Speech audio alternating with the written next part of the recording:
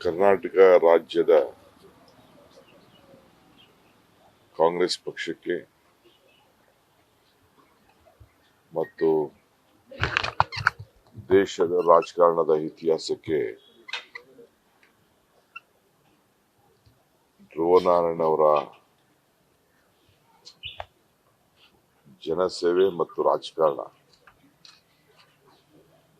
ಒಂದು ಇತಿಹಾಸ. ಧ್ರುವನಾರಾಯಣ್ ಅವರು ನಿನ್ನೆ ನಾವು ಮಾತಾಡಿದ್ದು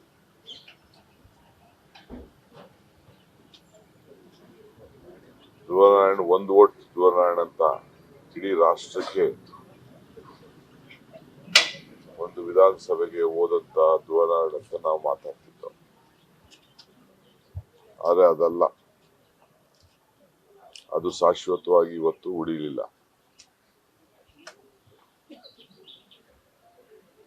ನನಗೆ ಡಾಕ್ಟ್ರು, ನನ್ನ ಸಂಬಂಧಿಕರೇ ಡಾಕ್ಟ್ರು, ನಾನು ಮಲಗಿದ್ದೆ ಬೆಳಗ್ಗೆ 3 ಗಂಟೆಗೆ. ನಾನು ಮಲಗಿದವನು ನಮ್ಮ ಮನೆಗೆ ಫೋನ್ ಮಾಡಿ ತಿಳಿಸಿದ್ದಾರೆ,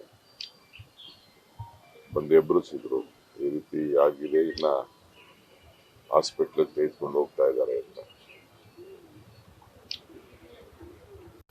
ಬ್ಲಡ್ ವಾಮಿಟ್ ಆಗಿ ಕೊನೆಗೆ ಅವರ ಉಸಿರನ್ನ ಎಳೆದಿದ್ದಾರೆ.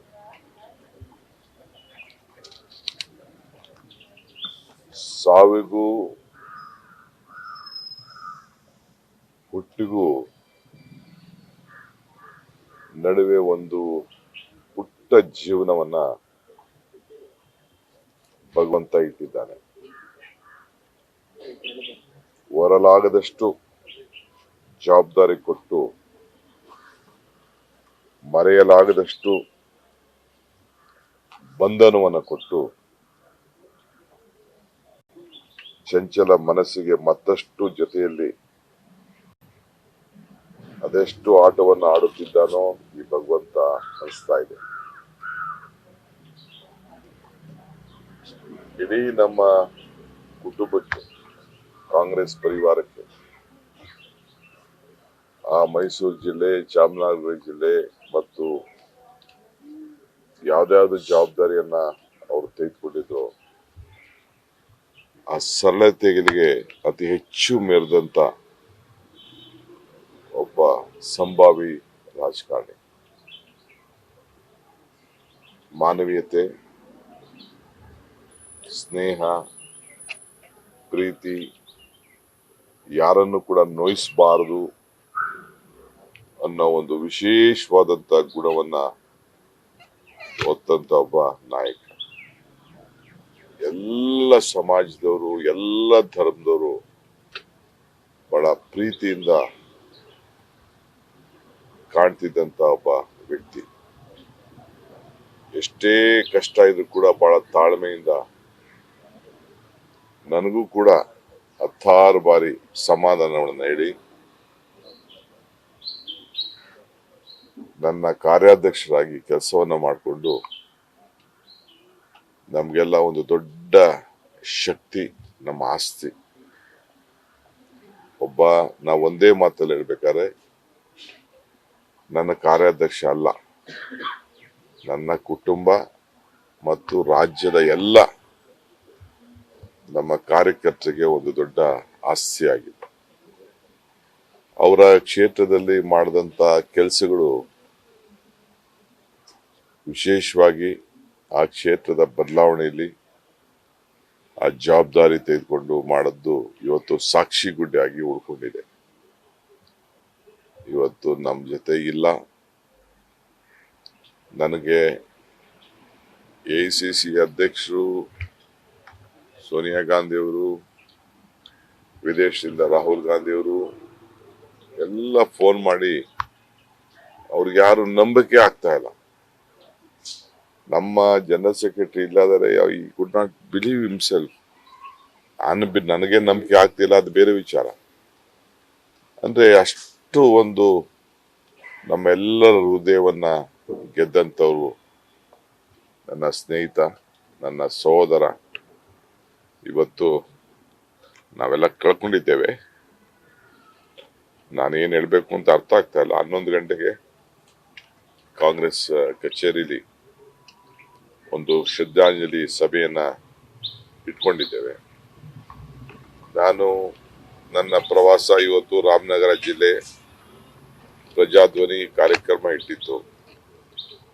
DK ಸುರೇಶ್ ಅವರು ಫೋನ್ ಮಾಡಿದ್ರು, ಏನ್ ಮಾಡ್ಬೇಕು ಅಂತ. ನಮ್ದೊಂದು ಕುಟುಂಬ, ನಮ್ಮ ಆತ್ಮೀಯತೆ, ನನ್ನ ಕಾರ್ಯಾಧ್ಯಕ್ಷ, ಸೊ ಎಲ್ಲ ರದ್ದು ಮಾಡಬೇಕು ಅಂತ ನಾನು ಆದೇಶವನ್ನು ಕೊಟ್ಟಿದ್ದೇನೆ. ಇವತ್ತು ಅವ್ರ ಕುಟುಂಬಕ್ಕೆ ಹೇಳಿದೆ, ನಾನು ಕೆಲವು ಸಲಹೆ ಕೊಟ್ಟೆ.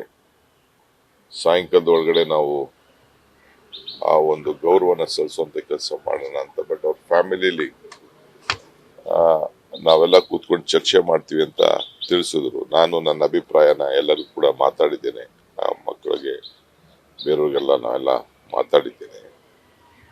ಸೊ ಯಾವಾಗ ಅಂತಿಮ ಗೌರವ ಕೊಡಬೇಕು ಅಂತೇಳಿ ಅವರು ತೀರ್ಮಾನ ಈಗ ಅನೌನ್ಸ್ಮೆಂಟ್ ಮಾಡ್ತಾರೆ.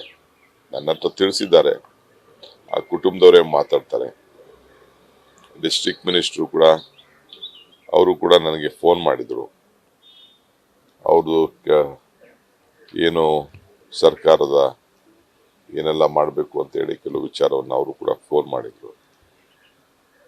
ಈ ಒಂದು ಲಾಸ್ ಇದೆಯಲ್ಲ, ನನ್ನ ಕೈಲಿ ತಡ್ಕೊಳಕ್ಕೆ ಆಗ್ತಾ ಇಲ್ಲ. ಆ ಲಾಸನ್ನ ನನ್ನ ಕೈಯಲ್ಲಿ ತಡ್ಕೊಳಕ್ ಆಗ್ತಾ ಇಲ್ಲ. ಅಂದ್ರೆ ಅವರ ಕಾರ್ಯಕರ್ತರು, ಅವರ ಸ್ನೇಹಿತರು, ಅಲ್ಲಿ ಒಡನಾಟ ಇಟ್ಕೊಂಡಿದ್ದಂಥವ್ರು. ನಾವು ಬಿಡಿ, ಒಂದು ಮನೆ, ನನ್ನ ತಮ್ಮ ಅಂತ ಹೇಳಿದ್ದೀನಲ್ಲ, 1-2-3 ತಿಂಗಳು ಹೆಚ್ಚು ಕಮ್ಮಿ ಇರ್ಬೋದು. ಅಷ್ಟು ನನಗೆ ಮೈಗೆ ಬೆನ್ನು ಕೊಟ್ಟು ಈ ಕೋವಿಡ್ ಸಂದರ್ಭದಲ್ಲಿ ಅವರು ಮಾಡಿದಂಥ ಈ ಆರೋಗ್ಯ ಹಸ್ತ, ಇಡೀ ರಾಜ್ಯ ಪ್ರವಾಸ ಮಾಡಿ, ನಮ್ಮ ಪಕ್ಷ ಸಂಘಟನೆ ಮಾಡಿ, ಜನರಿಗೆ ಜೀವನ ಉಳಿಸಂತ ಒಂದು ಜವಾಬ್ದಾರಿ ತಗೊಂಡಿದ್ರಲ್ಲ, ಅದು ಮರೆಯಲಿಕ್ಕೆ ಸಾಧ್ಯ ಇಲ್ಲ. ಆಕ್ಸಿಜನ್ ದುರಂತದಲ್ಲಿ ತೆಗೆದುಕೊಂಡಂತ ಶ್ರಮ, ಆ ಒಂದು ಬದ್ಧತೆ, ಆ ಬಡವರಲ್ಲಿದ್ದಂತ ಒಂದು ಬದ್ಧತೆ ಇತ್ತಲ್ಲ, ಅದನ್ನು ಕೂಡ ನಾವು ಯಾರು ಕೂಡ ಇತಿಹಾಸ ಪುಟಕ್ಕೆ ಹೋಗ್ತದೆ.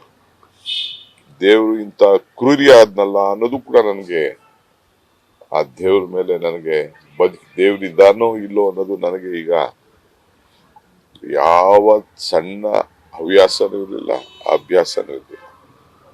ಜೊತೆಗೆ ಅವ್ರ ಕುಟುಂಬಕ್ಕೆ ಕೂಡ ಪಾಪ, ನನ್ನ ಸೋದರಿ, ಆಕೆಯ ಆರೋಗ್ಯ ಕೂಡ ಸರಿ ಇರ್ಲಿಲ್ಲ. ಆಕೆ ಹೆಂಗೆ ಇದನ್ನ, ಈ ಶಾಕನ್ನ ನಮ್ ಕೈಲೇ ತಡೆಯಕ್ ಆಗ್ತಾ ಇಲ್ಲ.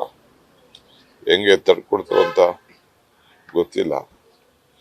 ದೇವರು ಭಗವಂತ ಆ ಎಲ್ಲ ಪರಿವಾರದವ್ರಿಗೆ, ಕುಟುಂಬವ್ರಿಗೆ ತಡ್ಕೊಳ್ಳುವಂತ ಶಕ್ತಿ ಕೊಡ್ಲಿ ಅಂತೇಳಿ ನಾನು ಭಗವಂತನಲ್ಲಿ ನಾನು ಇನ್ನೇನಿಲ್ಲ. ನಾವು ಭಗವಂತ ಇಲ್ಲ ಅಂತ ಕಾಣ್ತಾ ಇದೆ, ಅಂದ್ರೂ ಕೂಡ ವಿಧಿ ಇಲ್ಲ ನಮ್ಗೆ.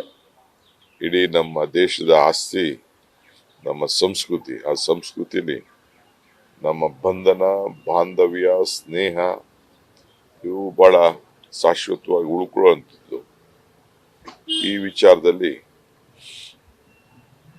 ಅನೇಕ ಅವರ ಕುಟುಂಬದವರು ಯಾವಾಗ ಅಂತಿಮ ಸಂಸ್ಕಾರ ಪಯಣ ಅನ್ನೋದನ್ನ ಅವರು ತಿಳಿಸ್ತಾರೆ. ನನ್ನ ಹತ್ರ ಮಾತಾಡಿದ್ರು, ನಾನು ಹೇಳ್ತಾನೆ, ನಾನು ಹೇಳಕ್ಕಾಗಲ್ಲ, ಅದನ್ನ ಅವರೇ ತಿಳಿಸ್ಲಿ. ಈಗ ಕಾಂಗ್ರೆಸ್ ಕಚೇರಿಗೆ 11 ಗಂಟೆಗೆ ಇಟ್ಕೊಂಡಿದ್ದೇವೆ. ನಾನು ನನ್ನ ಪ್ರಜಾಧ್ವನಿ ಯಾತ್ರೆ ನಾವು ಇವತ್ತು ನಡೆಸೋದಿಲ್ಲ. ನಾನು ಏನು ರಾಮನಗರ ಜಿಲ್ಲೆ ಇವತ್ತಿತ್ತು ಅದು ನಡೆಸೋದಿಲ್ಲ. ಮುಂದೆ ಮಧ್ಯಾಹ್ನನೋ ಸಾಯಂಕಾಲನೋ ನನಗೆ ಬೇರೆ ಚಾಮರಾಜನಗರ ಜಿಲ್ಲೆ, ಮಂಡ್ಯ ಜಿಲ್ಲೆ, ಬೇರೆಯವರೆಲ್ಲ ನನಗೆ ಫೋನ್ ಮಾಡಿ ಮಾತಾಡ್ತಾ ಇದ್ದಾರೆ. ನಾನು ಸಿದ್ದರಾಮಯ್ಯನವ್ರ ಹತ್ರ ನಾನು ಮಾತಾಡೋಕ್ಕಾಗಿಲ್ಲ. ಎಲ್ಲ ಹತ್ರನೂ ಮಾತಾಡಿ ಮಧ್ಯಾಹ್ನ ಸಾಯಂಕಾಲದಷ್ಟೊತ್ತಿಗೆ ಕೆಲವು ವಿಚಾರಗಳನ್ನು ತಿಳಿಸ್ತೇವೆ. ಇಲ್ಲಿ ಫೈನಲ್ ಕಾಂಗ್ರೆಸ್ ಕಚೇರಿ ಮುಗಿಸಿ ನಾನು ಮೈಸೂರಿಗೆ ಪ್ರಯಾಣ ಮಾಡ್ತೀನಿ. News first.